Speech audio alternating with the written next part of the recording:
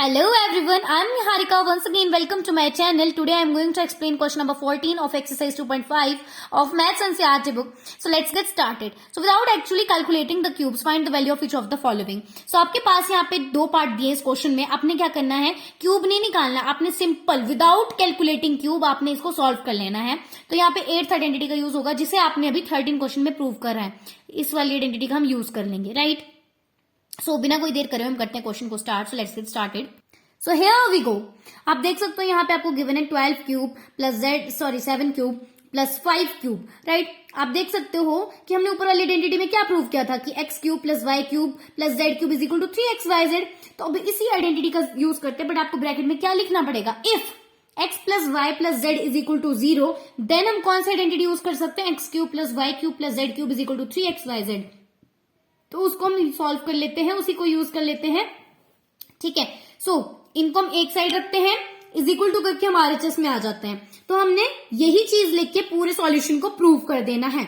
सो 3 आ जाएगा बाहर. ब्रैकेट में हम एक्स वाई जेड की वैल्यू लिख लेते हैं. एक्स की वैल्यू है -12, वाई की वैल्यू है 7 एंड जेड की वैल्यू है 5, राइट. तो यहां हम लिख लेंगे 3 multiply by -12 multiply by 7 multiply by 5. तो जब हम इन तीनों को मल्टीप्लाई करते हैं तो क्या बन जाएगा, -420, राइट. सो जब हम 3 को हम -420 के साथ मल्टीप्लाई करेंगे तो हमारे पास फाइनल रिजल्ट आ जाएगा -1260, राइट. सो इजीली आपका सॉल्यूशन आ गया, आपको क्यूब निकालने की जरूरत नहीं पड़ी. बस आपने 3xyz वाले फॉर्मूला या फिर आइडेंटिटी को यूज करके इसको सॉल्व कर लिया. नाउ इसके बी पार्ट को सॉल्व करते हैं. यहां पे भी सेम ही आइडेंटिटी का हम यूज करेंगे, मतलब x cube plus y cube plus z cube is equal to 3xyz. मतलब क्यूब निकालने की जरूरत नहीं है, बस आपने इस आरएचएस की मदद से पूरा सॉल्यूशन फाइंड आउट करना है.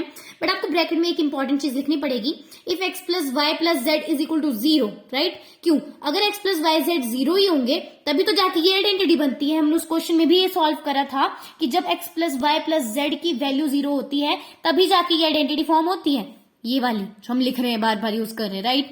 सो इसलिए हम लिख लेंगे x की वैल्यू यहाँ पे 28 है, y की वैल्यू -15 है एंड z की वैल्यू हमारे पास -13 है. सो यहाँ आरएचएस में चल जाते हैं. 3xyz हमने लिखना था, x की जगह पे 28 पुट कर लेंगे, y की जगह पे -15, z की जगह पे -13 हम पुट कर लेंगे. तो सॉल्व करने के बाद हमारे पास आ जाता है आंसर 16,380. अब नेगेटिव साइन कहाँ गया, देखो दो नेगेटिव साइन थे तो वो दोनों एक दूसरे के साथ कैंसिल आउट हो गए, तो हमारे पास रिजल्ट जो पॉजिटिव में आया है, right. So this was the solution for question number 14. Please subscribe my channel and stay tuned. Until then, bye bye.